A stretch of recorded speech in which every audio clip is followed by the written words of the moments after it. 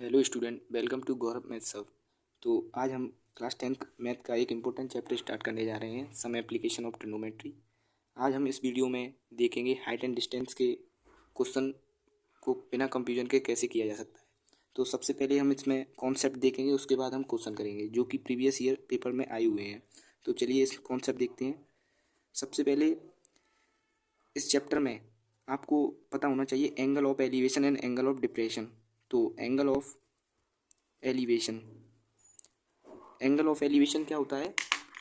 जैसे कि कोई ऑब्जेक्ट या फिर कोई बॉडी अगर किसी टावर को नीचे से हॉरिजॉन्टली दिखती है, यानी कि ये टावर है और ये कोई ऑब्जेक्ट है, मान लो मैं हूँ या आप हैं, ये मी, अगर ये हॉरिजॉन्टली इसको दिखती है तो ये जो एंगल बनता है ना इसकी आइज से हॉरिजॉन्टली, इस एंगल को बोलते हैं हम angle of elevation. Angle of elevation. And second angle होता है अपना angle of depression. Angle of depression. Angle of depression क्या होता है मेनली?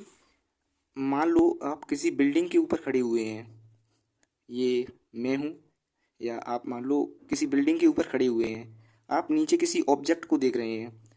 एक हॉरिजॉन्टली लाइन खींचेंगे पहले आप यहाँ से, और वहाँ से आप पहले तो आप सीधे देख रहे थे, फिर आपने नीचे ऑब्जेक्ट को देखा, तो हॉरिजॉन्टली लाइन और ऑब्जेक्ट के बीच में जो एंगल बनेगा वो होगा अपना एंगल ऑफ डिप्रेशन।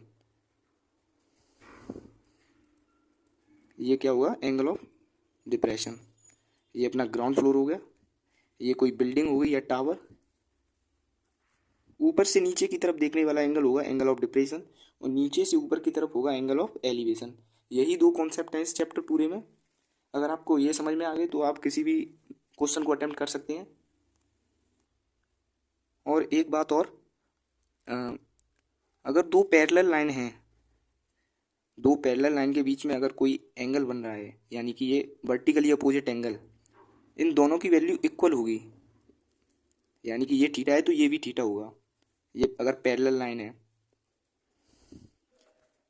ओके, तो चलिए क्वेश्चन स्टार्ट करते हैं। क्वेश्चन स्टार्ट करने से पहले मैं आपको एक चीज़ और बताना चाहूँगा।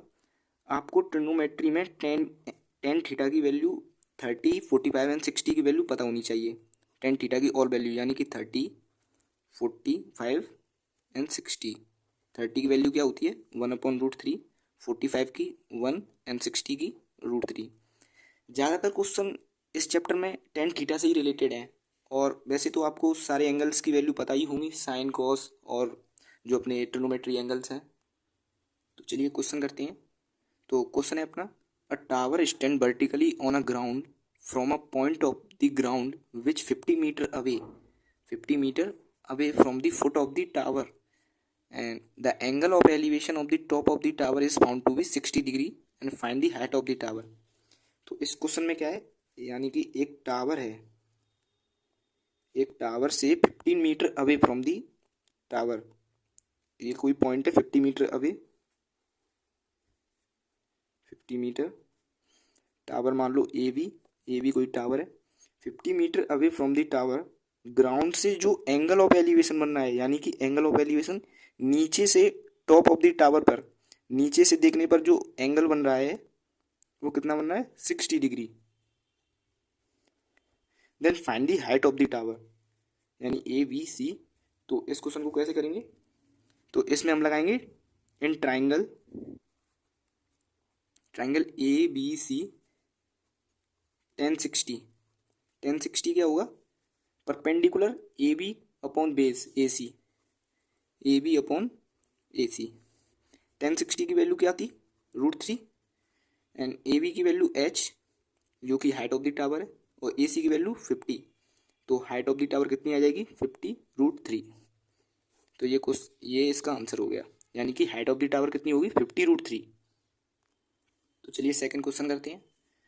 एन ऑब्जर्वर 1.5 मीटर टॉल, एक अपना ऑब्जर्वर सॉरी, जो कि 1.5 मीटर टॉल है, यानी कि ये एक ऑब्जर्वर ले लीजिए,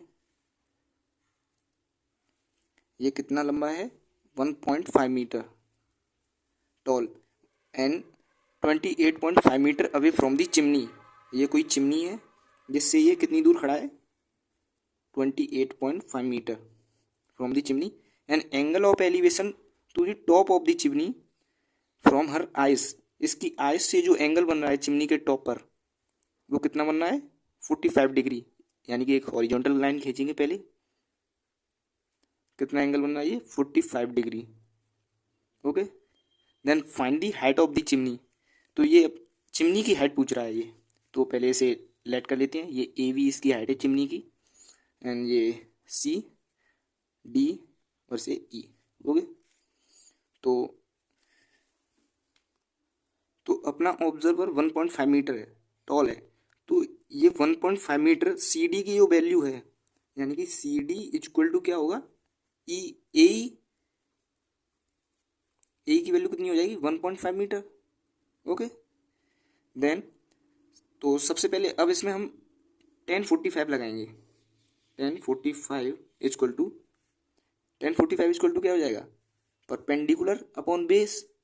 परपेंडिकुलर कितना हो जाएगा अपना, यहाँ से एंगल बनना है इसकी आइस से, तो परपेंडिकुलर यहाँ से देखेंगे be upon CE.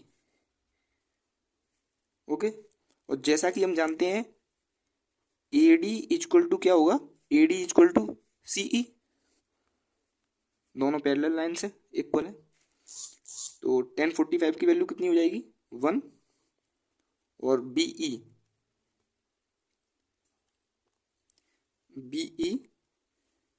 Upon CE की वैल्यू कितनी हो जाएगी, 28.5 मीटर। देन बीई की जो वैल्यू आएगी वो कितनी आएगी, 28.5 मीटर।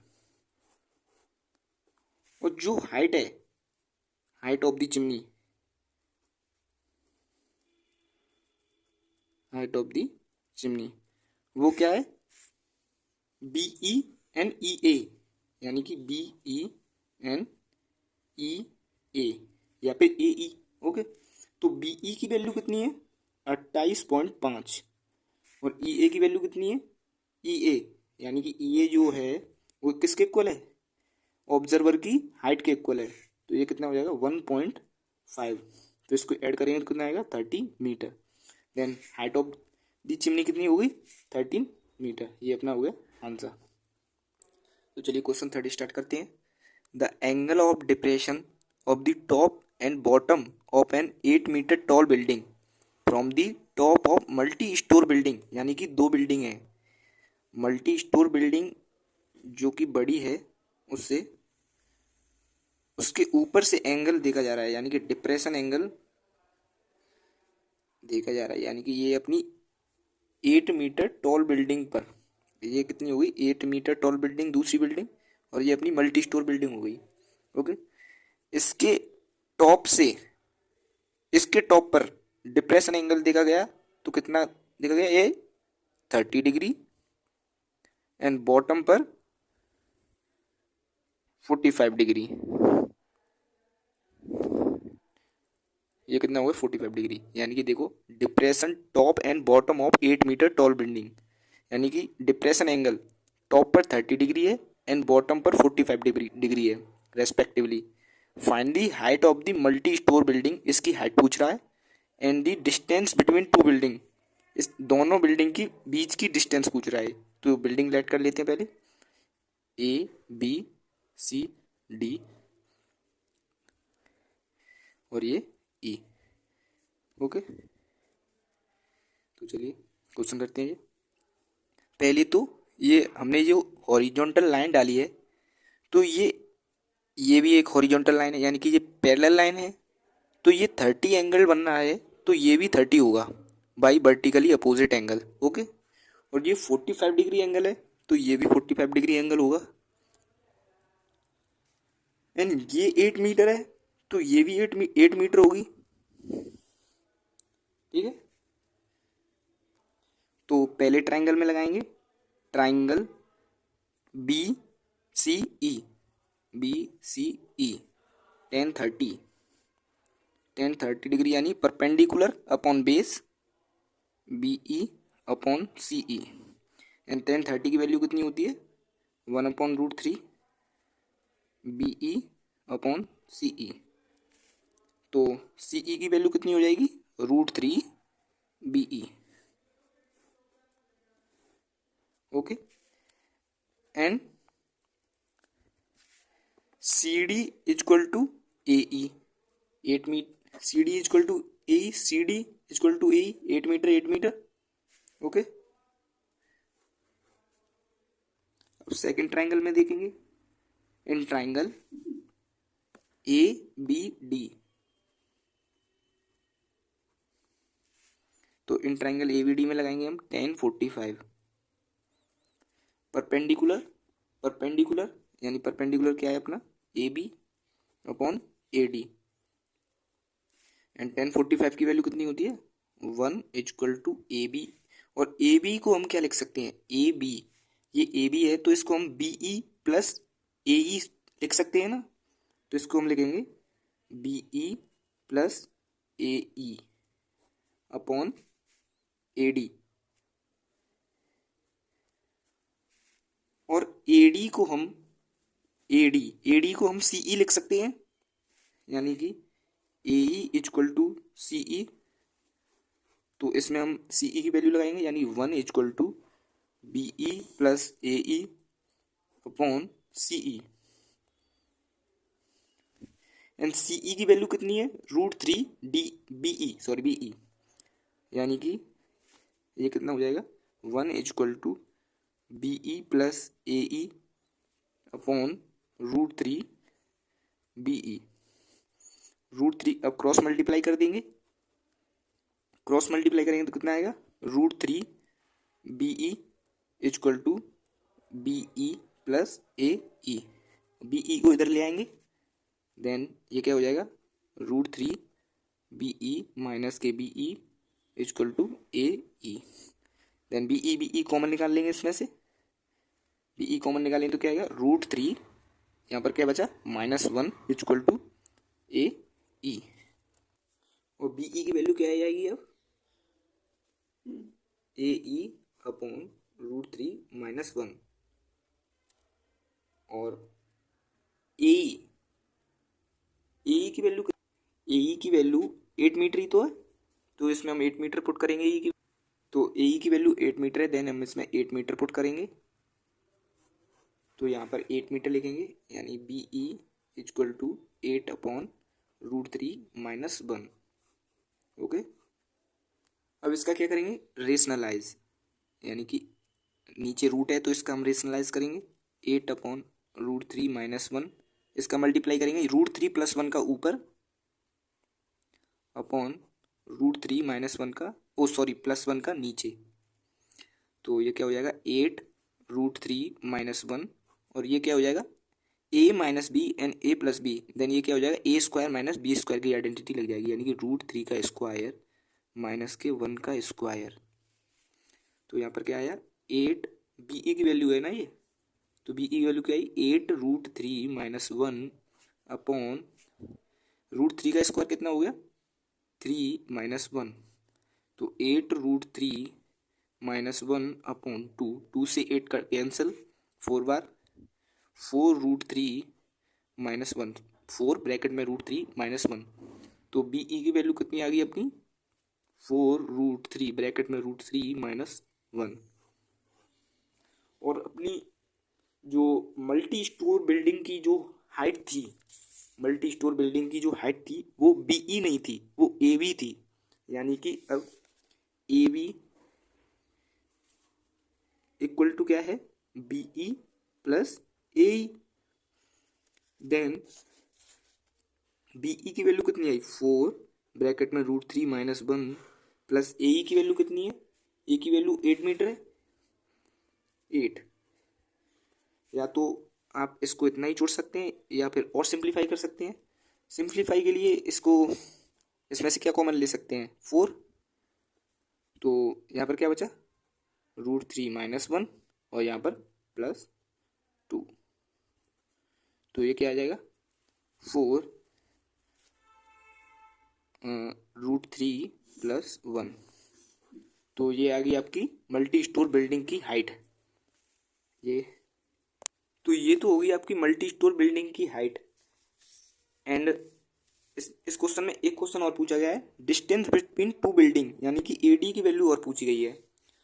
तो एडी की वैल्यू के लिए इसमें हम क्या लगाएंगे, 1045 यहाँ पर हम 1045 लगाएंगे इस ट्रायंगल में।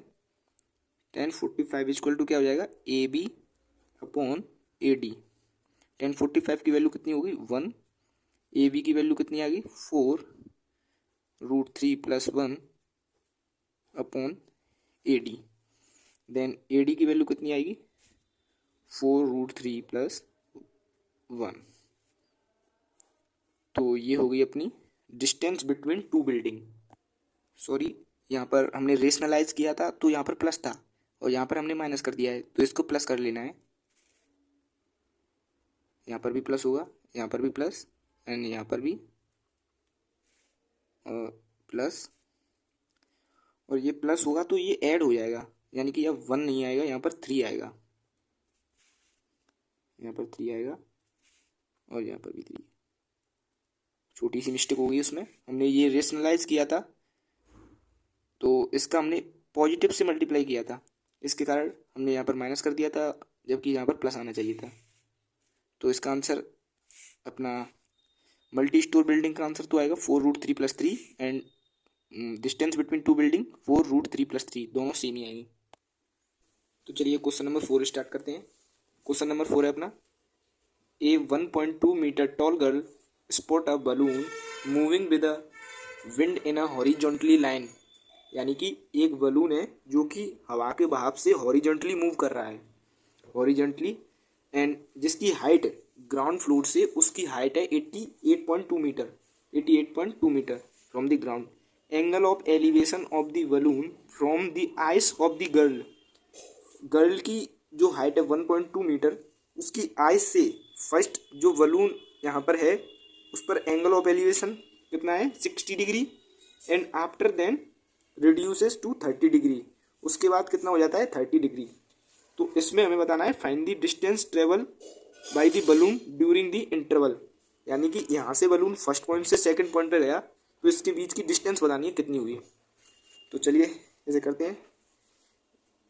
तो इस डायग्राम को आप समझ गए होंगे, यानी कि एक गर्ल है उसकी हाइट 1.2 मीटर है, तो ये CP इक्वल टू 1.2 मीटर है, यानी कि CP equal to 1.2 metre, and CP equal to क्या हो जाएगा, AF।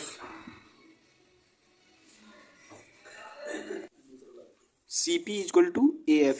तो फर्स्ट हम किस ट्रायंगल में देखेंगे, और यहाँ पर पहले तो ग्राउंड फ्लोर पे जो AP की वैल्यू है वो किसके इक्वल होगी, CF के इक्वल होगी। ओके, तो अब हम पहले फर्स्ट ट्रायंगल्स में देखेंगे, यानी कि CBF triangle CBF।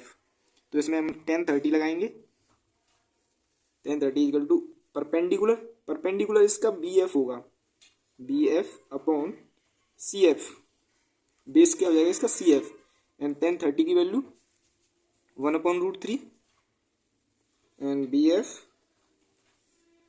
Upon CF, and CF की वैल्यू क्या हो जाएगी अब, BF√3, and we know that जो बैलून की हाइट है ग्राउंड फ्लोर से 88.2 मीटर है, यानी कि बैलून की AB की जो वैल्यू है वो 88.2 मीटर है। ओके, एंड AB को हम क्या लिख सकते हैं, BA + AF equal to 88.2 metre, and AF की वैल्यू क्या होगी 1.2 मीटर, तो VF + 1.2 इक्वल टू 88.2, तो VF की वैल्यू क्या हो जाएगी, यस 88.2 में से 1.2 माइनस होगा तो 87 मीटर वैल्यू हो जाएगी BF की। तो BF की वैल्यू इसमें हम पुट करेंगे तो CF की वैल्यू क्या आएगी, 87√3। तो अपनी जो CF की वैल्यू है, यानी कि ग्राउंड फ्लोर की जो वैल्यू है वो आएगी अपनी 87√3, यहाँ से लेके यहाँ तक। अब हम इस ट्रायंगल में देखेंगे CDE, ट्रायंगल CDE, इसमें लगाएंगे 1060 लगाएंगे इसमें, यानी कि परपेंडिकुलर परपेंडिकुलर डी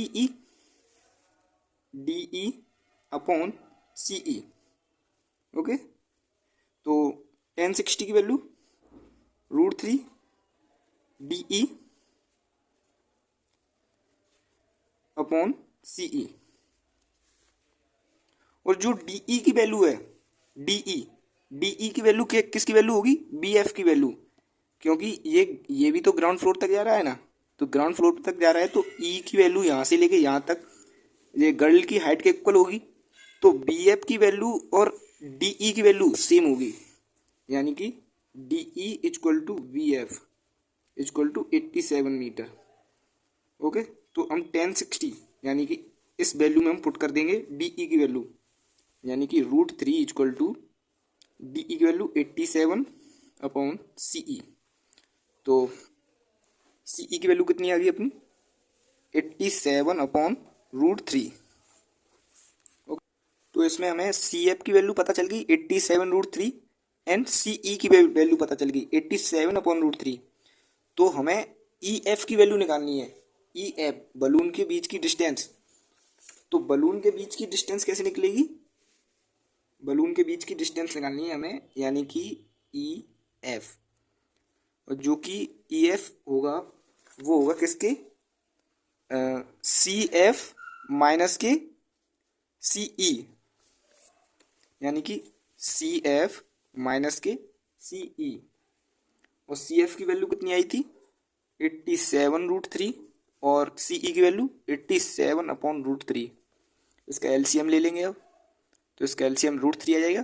तो 87 √3 का √3 से मल्टीप्लाई 3 हो जाएगा, माइनस के 87 अपॉन √3। तो इसमें से 87 कॉमन लेंगे तो 3 माइनस के 1 अपॉन √3। तो ये बचा 87 multiplied by 2 upon √3 and 87 into 2 कितना हो जाएगा? 7 2 या 40, 1 कैरी, 8 2 या 60, 61 70 अपॉन √3। और या तो आप इसको इतना ही छोड़ सकते हैं, या फिर नीचे रूट है तो इसको रेशनलाइज कर दो, यानी कि √3 से ऊपर √3 से नीचे। तो अब क्या हो जाएगा? ये 174 √3 अपॉन 3, √3 3, और 3 से इसको कैंसिल करेंगे कितनी बार जाएगा? 3 5 या 50 एंड 3 8 या 24 √3। तो ये आ गई अपनी डिस्टेंस बिटवीन दी बलून। तो आज के वन शॉट में बस इतना ही। वीडियो पसंद आई हो तो लाइक करना, सब्सक्राइब करना और अपने दोस्तों को भी शेयर करना। और कल के वन शॉट में हम chapter number 5 arithmetic progression start करेंगे। Thank you for watching my video.